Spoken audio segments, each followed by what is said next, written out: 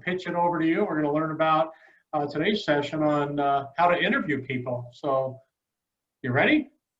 Yes, I'm ready. Thank you. As always. What are their names? What are your assistants' names above you?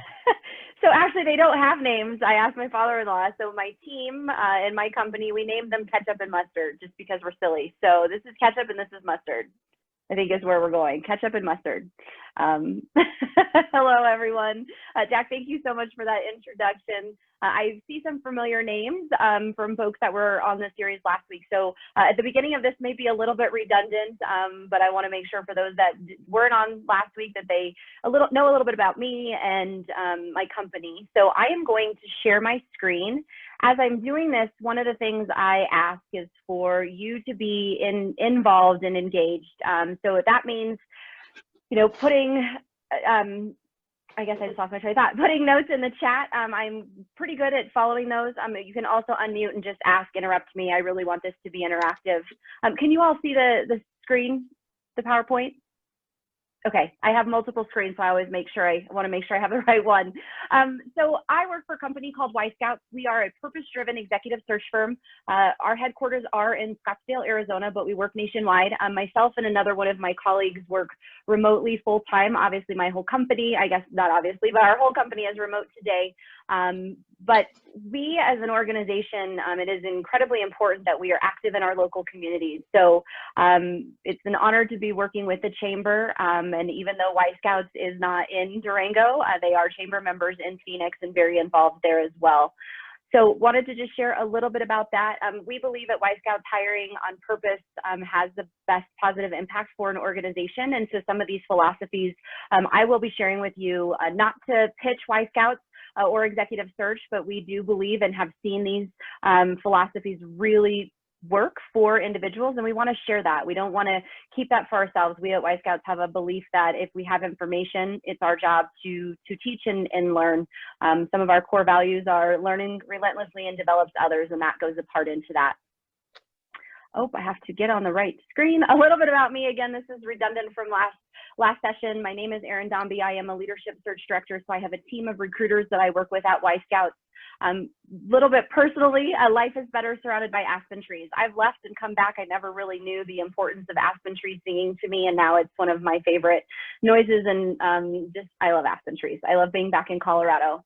I believe offering a smile could change someone's day. We are continuing to see more and more statistics about how COVID is impacting mental health and individuals. I've had this philosophy before COVID, but it is so important, even more so today, to talk about that. What are you listening to? Somebody's got their mic on or not muted. If you could please mute if you're talking in the background, that would be great for all of us. Thank you. I am mom to Molly the Mastiff. You heard Jack and I talking about the size of my dog. She's a big girl. She's just under 2 and she's about 140 pounds. So she can put her chin on a counter. She's a big girl, but she brings myself and my husband so much joy. And then last thing about me, personally and professionally, I'm a passionate people leader. My love language is acts of service. I love to develop people. I love to help people. And so it's a perfect fit for me to be working with you all today. The agenda, what we want to talk about from a hiring perspective is learning really about the individual behind the resume. It sounds silly, but it is something that will help organizations and hiring managers. There's more to an individual, and what we see all the time, and I hear this from candidates all the time, that they're passed up because of their age or tenure or whatever that is. And I encourage all leaders to really learn about the person, behind the resume. So we'll talk about that. The value of behavioral interviewing and why it's so important. COVID and hiring, onboarding best practices. These best practices are going to be with or without COVID, but they're incredibly important today. And then I want to talk a little bit about the salary laws and ban the box, what you need to know. These laws, while they're not related specifically to our current market, they are important as there are so many candidates out there. People are trying to find ways to vet. There are certain things that business owners and leaders need to know because it's important. So let's start with the human behind the resume.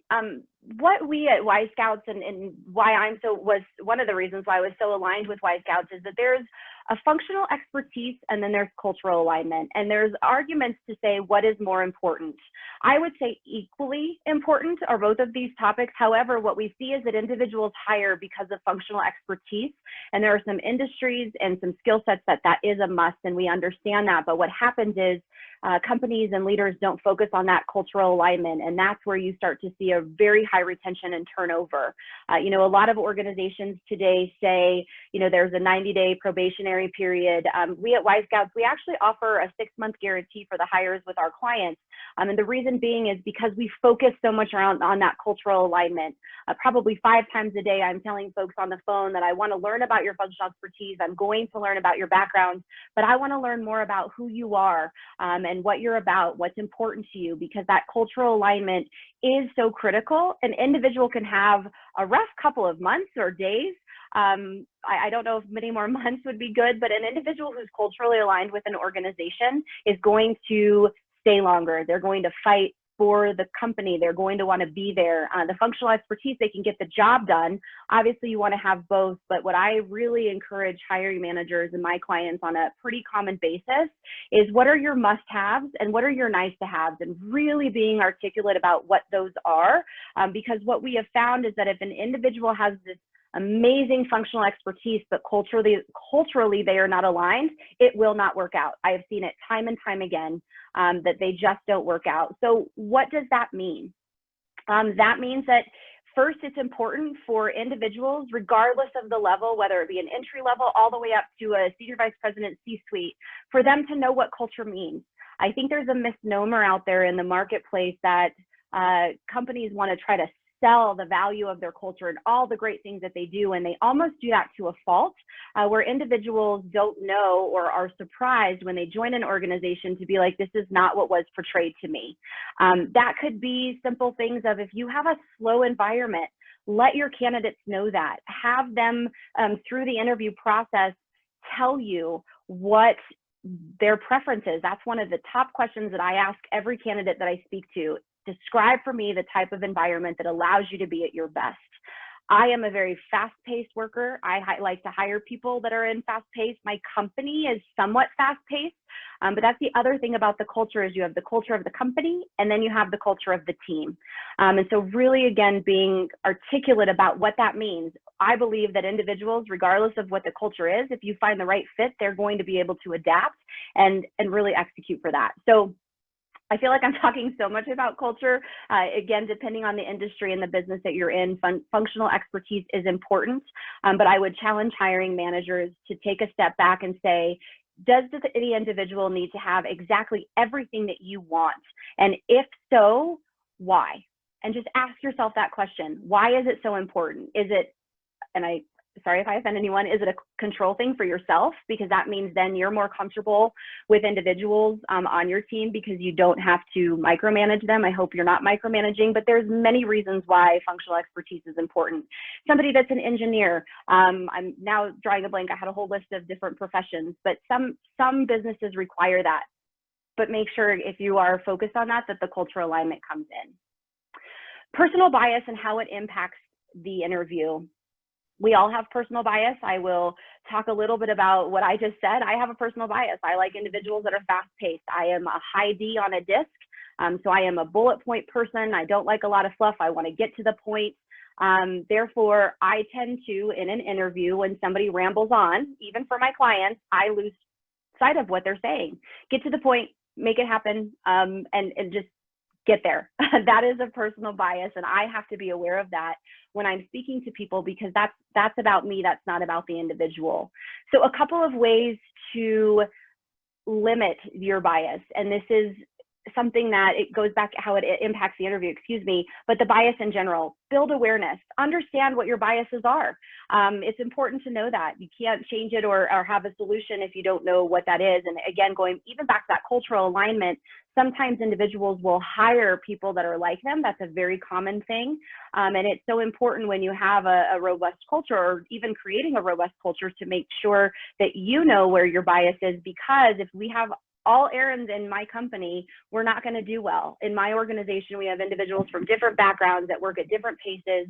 And so it's just important that that personal bias how it fits into the business. And if you're a leader, a CEO, or a hiring manager, knowing your bias is important. And then bringing that awareness to your team, and really having individuals that maybe have different biases, opposite biases in the interview process to engage so that you are not hiring based on a bias.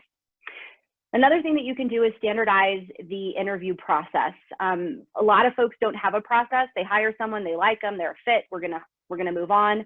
I encourage companies to have a minimum of two interviews. The first one should be about that functional expertise, and some topics to just get to know the individual. When I say knowing that they have the functional expertise, it should not be the true technical terms. It's getting to know them, their communication style, high-level questions about their functional expertise so that you identify that they can do the job. Again, really focusing on that cultural aspect. And then in the second interview, asking more of those technical questions and really giving those examples. Asking the right questions can help you learn about an individual, as I have on the next one, that actually goes into the interview process. What I mean by that is, so often individuals, or hiring managers rather, are asking questions based on the person, and it is so important to have a series of questions that are similar. So when I have 12 people in process for one of my clients, I'm not asking 12 different questions to 12, or series of questions to 12 different people. I have the same set of questions for every individual, and I'm able to rank them based on that. And that actually, believe it or not, does eliminate the bias. And so having that standard process is critical. If you don't have a standardized interview process, reach out to me. I'm happy to help with that. Depending on where you're at with that, it may be somewhat of a cost, but most of the time I try to offer that for free. Hiring into core competencies. If your organization does not have core competencies or core values, then that's probably where you need to start. And I don't have enough time to spend on that today, but having competencies and understanding what that means. So for example, some of the competencies that I lean on in all of the roles that I've been in probably for the last 20 years are leadership, communication, motivation, and I'll talk about that because I know that people have different philosophies on motivation. Ambitious goals, which is important for me. And then the last one that I usually hit on, I just lost my train of thought. Communication, well, we'll just stick with those four. But it is important to have those core competencies and then build your interview plan around those competencies. Really understanding, people say communication is important, but what does that mean? Are they going to be doing more written or more verbal communication? And if they're going to be doing more written communication, then in your interview process, you probably want to insert a writing sample, having them write out, whether it be something that we do a lot of, just write out your transitions. I don't want to hear, the details of the roles, but we have candidates do this all the time. Talk to us about what led you into some opportunities and drew you out of others. One, you get to hear more about their transitions and what motivated them to make moves, whether it was money motivation or a cultural fit, just alignment in general, whatever that looks like. Just having that written sample will help with that. In addition, you get to see how they write. And it's a critical, again, if you have that written communication piece. I'm going to stop there for a moment because I know I'm talking fast and moving fast because I have a lot to cover. Are there any questions that anyone has? And again, you can either ask them or put that in the chat. Okay, then I will move on. Another one is implement a collaborative hiring process. So I believe that you should have a minimum of 2 people involved in your hiring process. Again, that eliminates the bias, but it also gives different perspectives. Even internally, as we are vetting out our candidates, for our clients, we have at least 2 people in the interview, the second interview. And that's because I believe this in general. 2 sets of eyes and 2 sets of ears are always better than one. People hear things differently, it lands differently, and it's just good to have somebody that you can bounce off. I really like this. Did you hear this? How is that going to fit into our organization? So really making a collaborative hiring process. I've already mentioned this, but hiring to the values of the organization. Y Scouts has 4 values: drives results, learns relentlessly, develops others. And at the center of all of those are gratitude, gratefulness. And we live those every day. And so we hire to those. We hire people that know how to drive results. We hire relentless learners. I'm constantly reading and wanting to get better. Every single one of my peers is the same, and we all love to develop each other. We're a high feedback culture. It doesn't matter if it's managing up or managing down. So really hiring to those values is going to bring so much value to your organization. And then depending on the level of hire, if you are struggling, hire a search firm. I know search firms can be expensive, and you'd have to find the right one. And I am not plugging for Y Scouts, but there is a value to having an executive search firm, especially as you're getting into that director level and above, especially if you have some bias that you need to go or are making a change. So asking the right questions and learning more about the individual. Obviously, we all know legally you have to be careful about what you're asking, but there are ways, and I'm going to talk a little bit about the STAR methodology, but there are ways to learn about an individual. What do you do for fun is a great question to ask. What are your hobbies? Giving an example of, or a scenario that maybe fits into your skill set, or, you know, one of those things, if you had a choice of going on a hike or riding a bike or sitting and reading, which would you choose and why, right? There's ways of asking questions without getting into, tell me about your family, tell me about your kids, how many kids do you have? Obviously, all of those questions are illegal, but really sitting down and formulating a series of questions to get to know the person is critically important if you are focusing on that cultural alignment. The value of truth when describing the role and the culture of the organization. I touched on this just a little bit ago, but individuals need to know full speed what your organization is and what your role is. We find and I hear rather so often employees say, or candidates say, I signed up for this organization and I did not know what I was getting into. We believe at Y Scouts, and I believe personally, that if you are transparent and open about the challenges that are happening with the organization, individuals that are the right folks for you will still take the job. It is so important. So make sure that you are being truthful. I just saw the chats, I apologize. So the question, I've been told asking questions like, what do you do for fun can create a bias, you say different. Jennifer, I don't know if you're able to share. I'd love a little bit more detail on that. I have not heard that before. I think where I could see that happening is that if somebody says something that's opposite of me. So for example, obviously I'm in a hunting family. If somebody's not a hunter, it may be that bias. So I'd love to hear just a little bit more about what you're referencing. Do you want me to go outside, Dave? Sure, this is Jennifer, thank you. Just kind of that, like, let's say that you are, let's say I'm a hunter and you're talking to a group of people that are vegetarians. I know that's kind of extreme, Yeah, but hearing that, you're a hunter, if your value is that you're a vegetarian, you don't believe in that, blah, blah, blah, that's creating a conscious or unconscious bias about that individual. And then you start thinking, okay, well, and I understand the need to flesh some things out to figure out if that person can be a cultural fit. But does that eliminate that person from being a top candidate because they go hunting and you choose not to? Mm-hmm.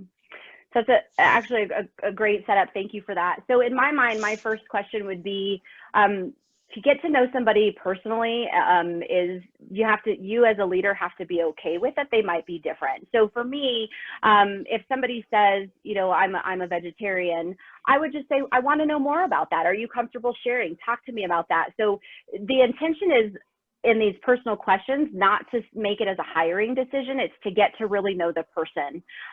There might be a reason why they're a vegetarian. I've met individuals and actually run into this question before, and the individual said, I'm actually not a vegetarian. I will just, for whatever reason, only eat a certain kind of meat because of ethical practices. And I appreciate that. Sure. So I think, I can see why it's a little confusing, but it's really getting to know the person as a person, right?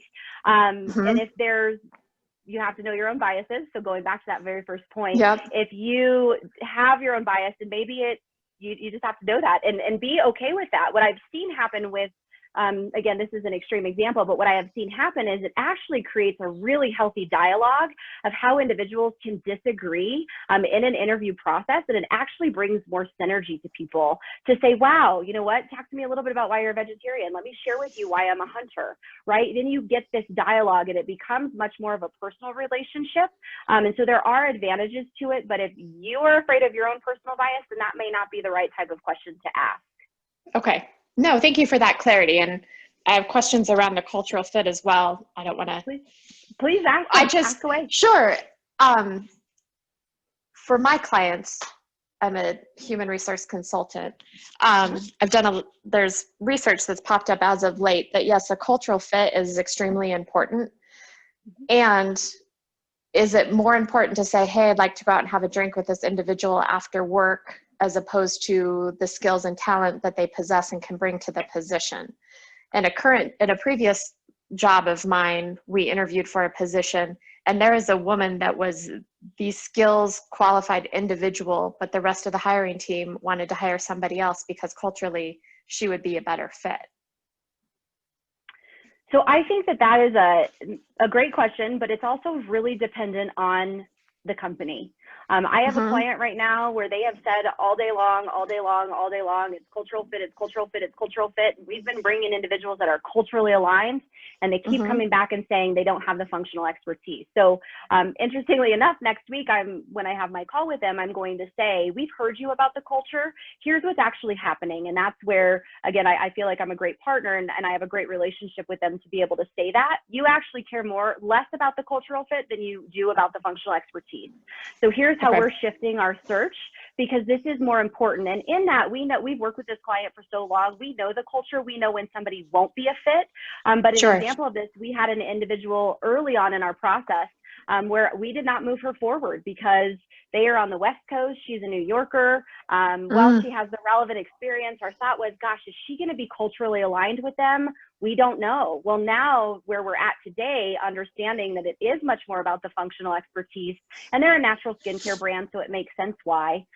We're going to re-engage with that candidate, and I'm going to tell my clients next week, again, you say it's a culture fit. We still want you to talk to this person because we feel like we need to really gut check that. So it is important to know that as a consultant, especially, what is the philosophy of the team, and what is the preference for them. I am still a firm believer that cultural alignment is hands down the better fit, and I would hire somebody who may have either a different background or a different expertise, but I could tell that they are a learner, that they want to learn, they're going to embrace it, they're coachable.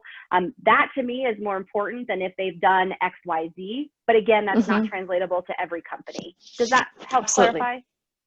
It does. And I agree with being able to train somebody, and they have the ability to learn, and they have, you can see that in them, the potential that they have, and the eagerness behind it.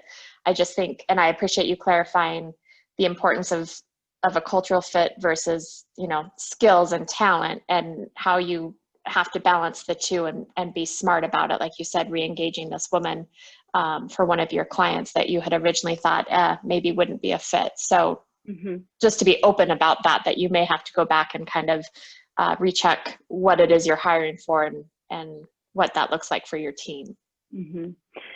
Yeah, and I'm kind of chuckling inside, Jennifer, because that's something we run across with clients all the time. A lot of our clients at Y Scouts love our alignment. They love the process, but then when we get into it, it's the functional expertise is more important. And I think where that's, an external partnership, but internal, I think it's just important for hiring teams to understand where they're at. There is not a right or a wrong, right?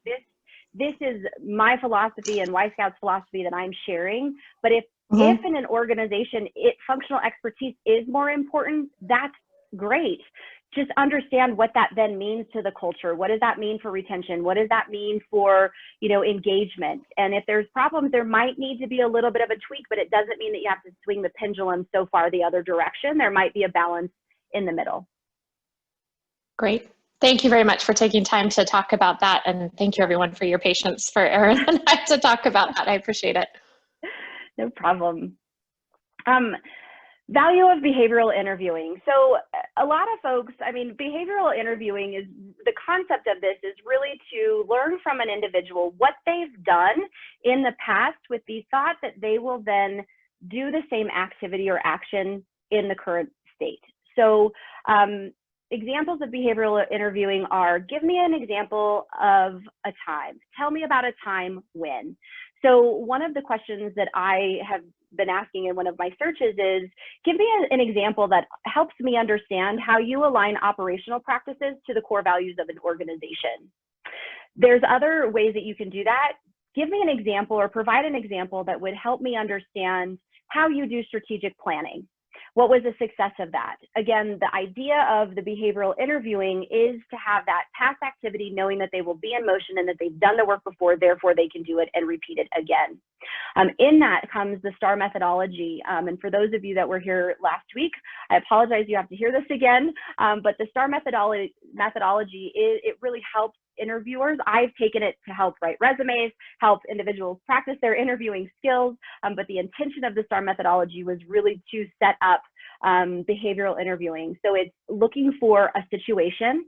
What is the situation at hand? What was the task, that's the T, that they were trying to accomplish? What is the action they took, and what is the result? So if you have those kind of on a side mark of your feedback form or whatever you use as you're analyzing your candidates, to just understand, did they go through the situation? What was the task? What was the action? What was the result? You're looking for their story.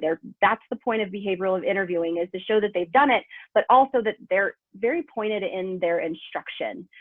So what we see a lot of is closed-ended questions, and that's the other value of behavioral interviewing, is it's not typically a closed-ended yes or no question. It's really looking for examples of what they have done and keeping that dialogue open-ended. One of the values of behavioral interviewing is to set it up that way, but where hiring managers, I believe, have a miss is that they just listen to that and they're not listening for gaps or things like, ooh, okay, that may not work in this environment. So, you know, you said this, Jill, in that conversation, you talked about, I'm trying to think of an example, but you talked about this in our business, it actually works this way. How would you address that? Then you start to think or hear how they think, their philosophies, how they move forward, what's their thought process. And it actually is important for individuals to not move so quickly through those examples because there's so much insight. You'll be able to pick up on red flags if you're listening enough. You know, something that I hear a lot of in behavioral interviewing is the I versus we. And this is the coaching that I do for individuals with interviewing all the time. It is important to show that you are a we person, that you are part of a team, you're a team player, you're collaborative. But there are times when people will say so much we that it's not, I've done this. So we have to constantly go back. So you talked about what you all did as an organization or your team. What was your part in that? What role did you play? Did you lead it? Did you follow? Again, you get to see a little bit about individuals, and believe it or not, more red flags come up through those secondary conversations.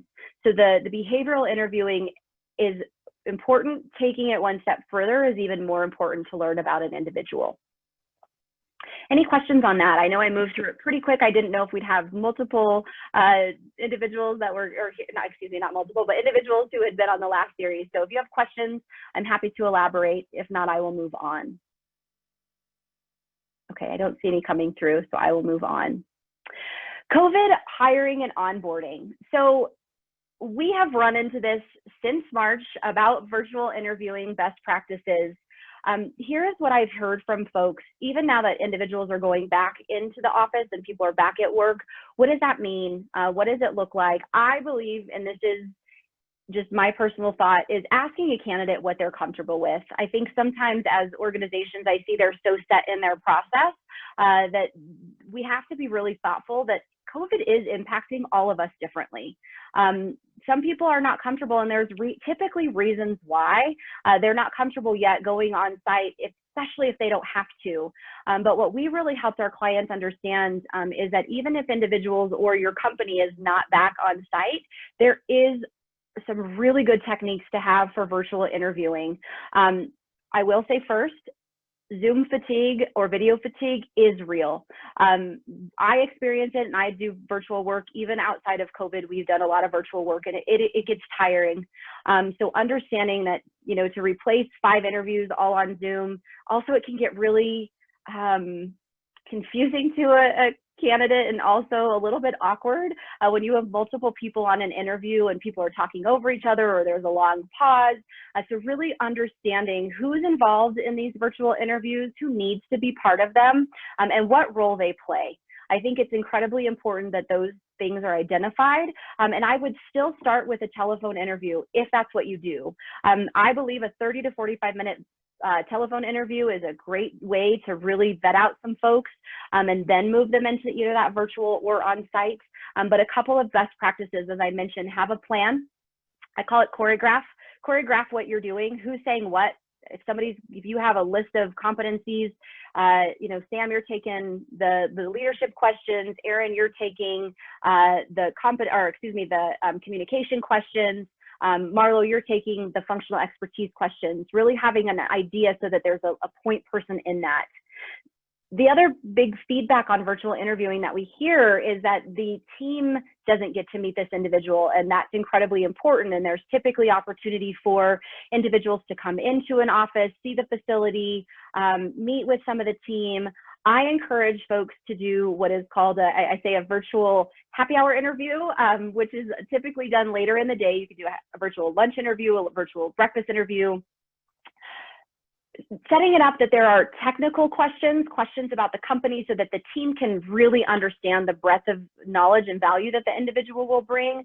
But I love professional questions of just get to know you. We at Y Scouts ask internally a lot of questions, and we've brought that then to some of our clients of just asking if you could have one adventure, money not an object, taking time off, no worries. What would that be? What would that adventure be? And just hearing people's different philosophies, it's a great way to share. We asked the question today, which I thought was a great one. If you were a condiment, what would that be? Sometimes the questions can be a little bit more silly. You can make them more lighthearted, but really just having those individuals get to interact with the person. The reason that piece is so important in today's world is because of the awkwardness. We've seen it and heard it from individuals that it felt one-sided. We've had feedback from team members on a specific candidate that comes to mind where she just kind of talked at us and didn't ask us any questions. Well, that was how it was choreographed. The choreograph was going to be, they were going to ask questions, she was going to answer them. We didn't know that they wanted her to ask questions. And so having, again, that interaction, a plan, choreographing, and those lighthearted questions could just bring some ease because not everybody is comfortable being on Zoom. And then being in an interview, it creates so much more anxiety for the candidate. So just keeping that in mind. The truth of hiring during COVID is not as bad as it seems. What I mean by that is, first, there is tremendous talent out there. There is some tremendous talent. And I think what I'm seeing more frequent is clients coming to us saying, we can't find the right people. And then we're really asking, what obstacles are you running into? Some of them are not being flexible. They're so set on getting back to work that they're not flexible. And again, not all businesses warrant that. But the point of that is there is a tremendous amount of talent. I know companies are inundated with hiring and vetting out candidates. But really, if you were to come up with your plan, have a strategy, really know those must-haves, and then execute on that plan and have either a good internal recruiter or external recruiter, it is pretty seamless. I mean, we're actually seeing so much more talent that the market's shifted a little bit versus what it was in the past, meaning clients kept telling us they're not finding the right talent, people aren't leaving, and now with all of the layoffs, people are inundated with talent, and we are hearing more and more about job postings being up for a day and then coming off. We're hearing about candidates being lost in the rabbit hole of applicant tracking systems and the application process. And so I think what I want to say about this is having a plan in COVID is probably the single most important. Not worrying about where the person's coming from, what that's going to be. Your plan, knowing what your must-haves are most important for the hiring process, in my opinion. Do's and don'ts for onboarding. This goes into, I'm going to read some of my notes. If you can make a hire, do it. I know that financially companies are struggling. I know that we're not over or through COVID yet. I know there's a lot of unknowns, but I would take the risk. I would take the risk. Your people are out there. They're looking for work. They're taking a step back in their compensation expectations. Make the hire. Do it. If you need my help in figuring out what that process is, I'm open to it. And if it's feasible, bring that person on site, even if your office is still remote or in a remote environment. Bring them on site so that they get a feel for where they're going. When that we open up back up fully, people are going to have that anxiety. Their first day creates some anxiety. So just being confident in having them on site and putting protocols into place. I have a client in the East Coast, and they have some pretty strict rules. And so they've been doing a lot of interviews in the evening. This is a very high level role for this organization, a critical role, and they need the person to see the environment. And so we are having that individual go in after dinner, after people have left, walking through, putting some safety protocols in place. I think it's important for this to happen anyway, but calling and giving somebody details of what to expect. There are so many questions when individuals start in an organization, so I believe it should be done anyway, but definitely during COVID, they don't know what's going to happen. Talking them through, if you don't have a plan, say that. You know, I have another client right now, and they're not in a hurry to get back to the office. I've helped them hire 2 people, one of which is starting in a couple of weeks, and we will go through what her list of needs will be, and then also what their ask will be. So there's going to be a checklist. The one thing she will have to do is go in and get some computer. So understanding, you know, what support she's going to need when she starts. If there is a plan, so for her, we said, you know, right now until the end of the year, they're going to be working remotely. They will reassess that and keep you in mind. That's coming from me as their recruiter, but it should also come internal or from internal as well. Team integration, I talked about that with the interview process, or excuse me, the virtual interview process. Figure out a way for your team to have interaction with that person. I love the idea of having that concept of mentor-mentee kind of relationship. So if an individual comes in, you know what, I'm here as your supervisor, but this is Marlo. She's going to be walking through day-to-day stuff with you. She's going to be checking in on you, making sure everything's good, really having a go-to so that they're not feeling isolated. And then you're setting up the team and that rapport quickly and often. And I am so sorry, I don't know if y'all just heard that, but something just fell upstairs. So I apologize for the background noise. And then if remote, giving them a contact person that can help them along the way. A couple things that I encourage people not to do is don't assume they're going to figure it out. Most people would prefer to have their hand held, even if it feels a little micromanaging in the first couple of days. They would rather have their hand held than left to figure it out on their own. So really, just don't assume that they'll figure it out. Make sure you have a checklist or what the expectations are. Don't under communicate. I think because we are all pulled in many different directions, and COVID is actually making that, I believe, even worse, especially with parents at home, with kids at home and school, virtual learning. There's so much going on. I would say over communication is critical. Put a process in place. Do not be nilly-willy on it. You know, we'll figure it out as it comes. I'll be in touch and let you know. I don't know this. Have a plan and have a process for not just the onboarding, but how you're going to do your background checks, how you're going to check in with the person, set expectations. Again, that mentor-mentee relationship. And then the last thing I have on here is, because people are moving so fast, we're seeing less follow-up, excuse me, during the onboarding process. And I would say this is a time for more follow-up, meaning a lot of organizations at 30 days will do a 30-day check-in. I would say do a check-in after the first day, the third day, the end of the week, and then at the end of the next week, the end of the following week, and then a 30-day check. Have somebody checking in on that person. Again, make sure that they know that you're there. And then the last thing, this is absolutely outside of COVID. This is kind of my own mantra: set expectations early and often. Most people don't do well in ambiguity.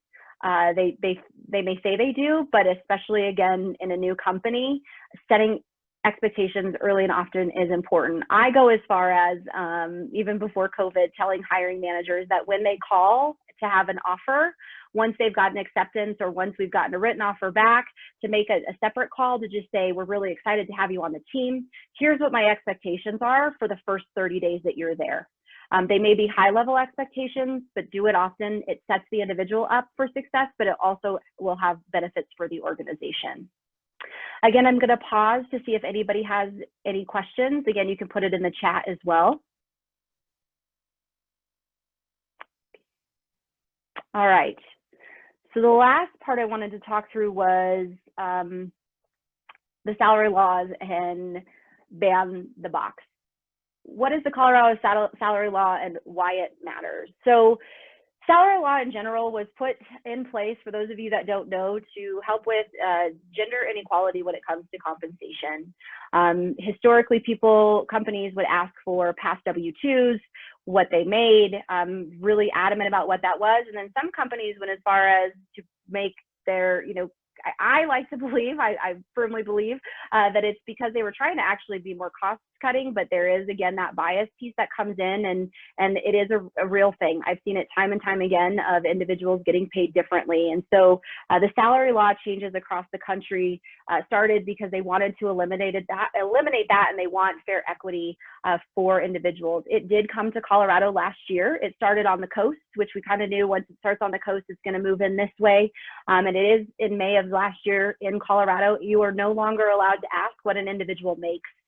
So a question that I have is, talk to me about your expectations for compensation.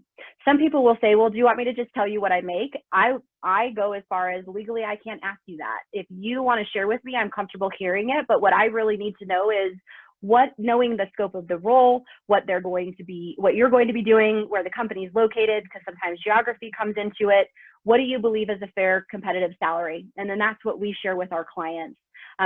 Because the salary laws are becoming more monitored, and the fines for that range anywhere from $500 to $10,000. We tell our clients not to have that conversation. Most of our clients are not well versed in that. Obviously, you all don't work with executive search, so really just understanding what it means for that individual, where they expect to be in compensation. And if it feels off track, it is okay to say, talk me through how you got to that number. They may say, I looked at Glassdoor, I looked at here, and I know the market. Some people may be off base, and if you know your comp range, then I feel like it's appropriate to have that conversation so that, again, it creates more open dialogue, but asking expectations. That's navigating through it is just expectations. What are your expectations? Jennifer just came with another, I encourage supervisors to. Yes, so sorry, Jennifer, I started reading that loud and then I didn't know if I should, so I'm going to share this with everyone. Back to the previous slides. She encourages supervisors to think of meaningful projects to give a new hire within the first day or two. It engages the employee immediately, makes them feel part of the team, and gives them something to do when their trainer is busy. I love that idea. Having somebody, that's part of what I love about the mentor-mentee is, and I should have elaborated on that, but having that individual kind of shadow them. So if they're not doing their own work, that person is not only checking in with them, but they're showing them what they do every day. Having a rockstar employee be that person is great because they're going to be then setting the expectation. But I love this with a project, if there is one, to just get them engaged. I would say taking that even one step further and having them engage with more than one person. So they have to get a little bit from everybody in the company, I think is a really good idea. Jennifer, thank you for sharing that. Looking at time, I'm going to go fast. We're almost done. Ban the box is another law that has come out, and what this law is that individuals or companies, and we're starting to see more of it, and I have to believe it's because of the influx, but individuals have on their application, have you been convicted, or I don't even know if it's convicted, but they're asking about misdemeanor, felony charges, stuff that may come up. And what's happening is that individuals who are qualified are not able to move forward because they are being knocked out of the process based on what they put on there. And so the Ban the Box is a law that protects those individuals, basically saying that they are not eliminated without even talking through their functional expertise prior to speaking to a company. So again, that being on an application, some companies won't move forward with a person. Here's a story I want to share with you. This is as of last week. I have worked with a phenomenal HR leader for the last couple of months. I had a client who was looking for her skill set. She is incredible. As we went through the background check, she called me and said, this is going to come up. I haven't been convicted. I had a head cold. I was not drinking. I genuinely believe this person, but she was arrested on a DUI charge at a checkpoint because it was the holiday season. She has been fighting it for 2 years. And she doesn't want people to know that. We do social media checks and internet presence checks. None of this came up. She's done her due diligence because her reputation is on the line. And in that instance, or why I share this story rather, is if she had been shared that or knocked out of the process early, then this company would have not found probably one of the most critical hires to change their business. And so in that, it allowed me then, we were already through the process, the CEO, we had an offer out. I was able to have that conversation of, here's the situation, here's what's going on. Not all, again, individuals that don't work with search firms, they're not able to do that, but it is important for you all to take that out of your application process, get to know the person, and then make a decision.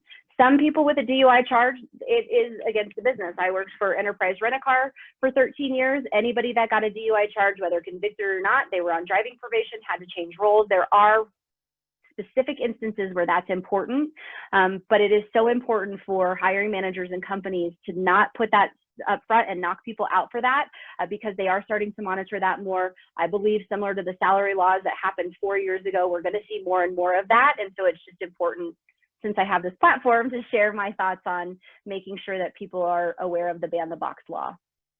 Are there any questions on that or anything?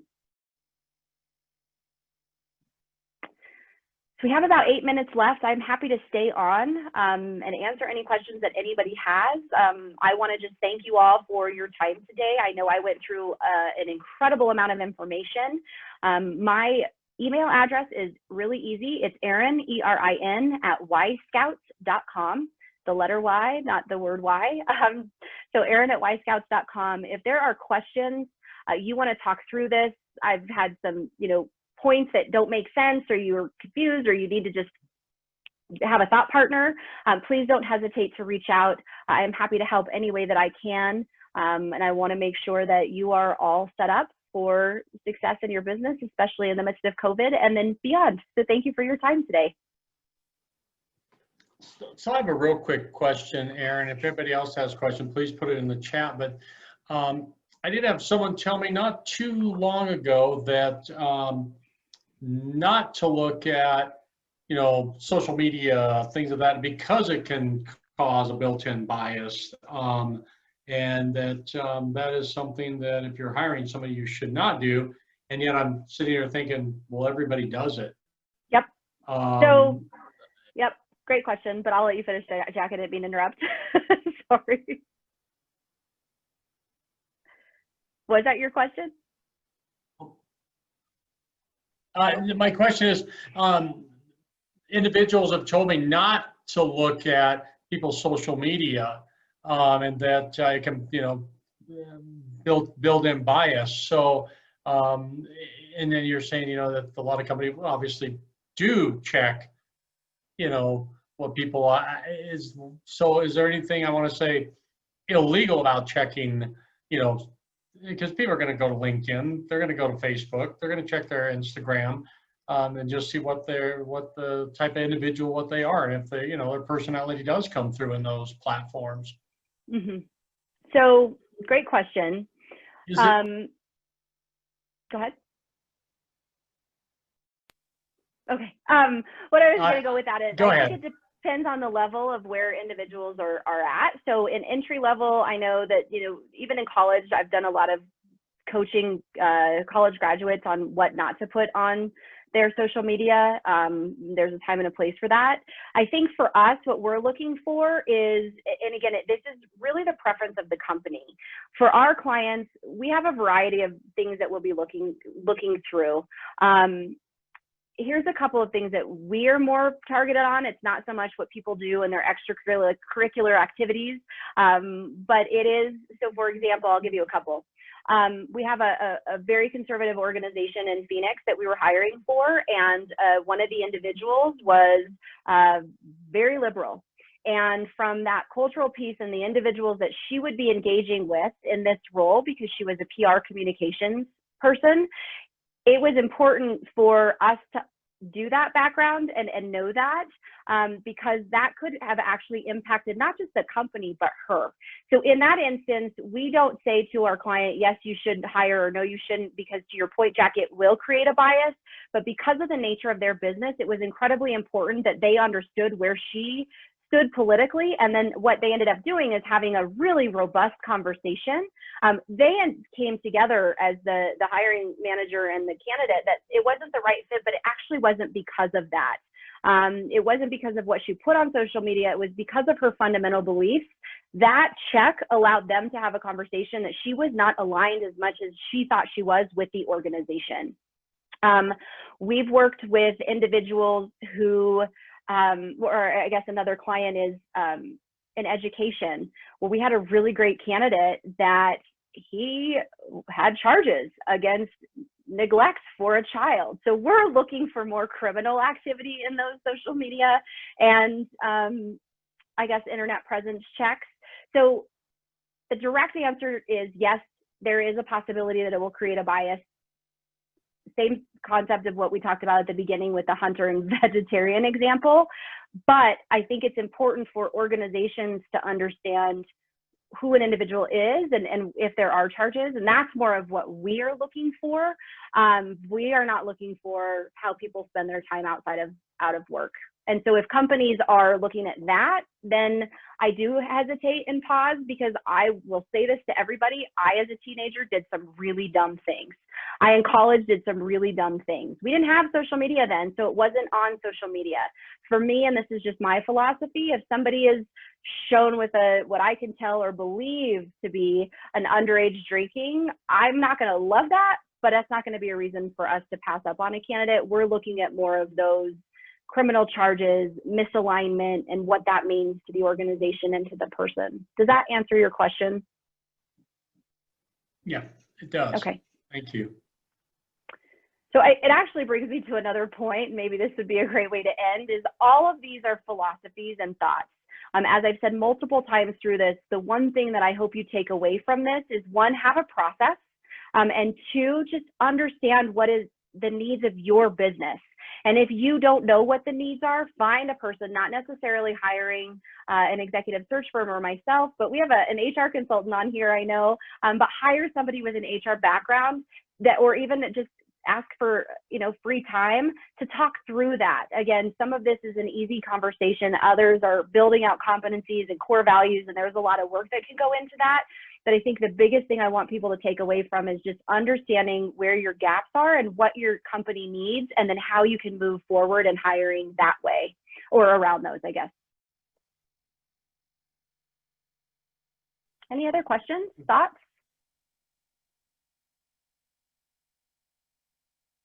All right. Yeah. I want to thank everyone for their time today.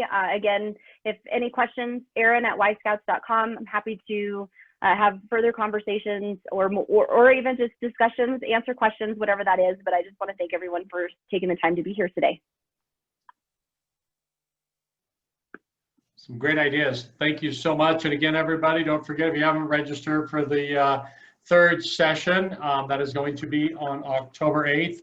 And let's see, from noon to 1, go to durangobusiness.org to register. Erin, thank you for another great presentation. Thank you for allowing me to be here. I love it. You bet. All right, everybody.